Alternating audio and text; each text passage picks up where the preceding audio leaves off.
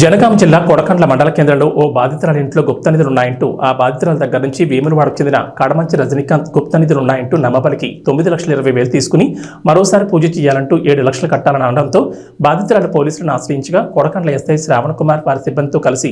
నిందితులు నరసింహ సురేష్లను పట్టుకుని డబ్బులను రికవరీ చేసి డీసీపీ ఆధ్వర్యంలో మీడియా ముందు ప్రవేశపెట్టి రిమాండ్కి తరలించారు. ఈ సందర్భంగా జనగామ డీసీపీ రాజేంద్ర మహేన్ నాయక్ మాట్లాడుతూ గుప్త నిధులున్నాయంటూ గ్రామాల్లో ముఠాలు సంచరిస్తున్నారని, వారి మాటలు నమ్మొద్దని, ఇలాంటి వారు ఎవరైనా తారసపడితే పోలీసులు సమాచారం ఇవ్వాలని తెలిపారు. కేసు ఛేదించడానికి సిపి ఆదేశాల మేరకు డీసీపీ జనగామ రాజమహేంద్ర నాయక్ ఆధ్వర్యంలో ఏసీపీ వర్ధన్నపేట అంబట్ నరసయ్య, సిఐ పాలకుర్తి గట్ల మహేందర్ రెడ్డి పర్యవేక్షణలో కొడకండ్ల ఎస్ఐ బండి శ్రావణ్ కుమార్, అతని సిబ్బంది, హెడ్ కానిస్టేబుల్ శ్రీనివాస్ సిబ్బందితో ఈ కేసును ఛేదించడానికి కష్టపడ్డ వారికి డీసీపీ జనగామ క్యాష్ రివార్డ్ అందజేసి వారిని అభినందించారు.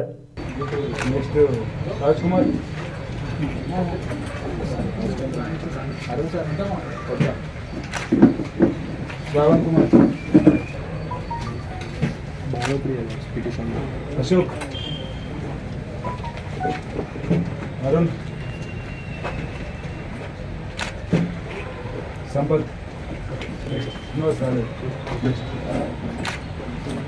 श्रीनिवास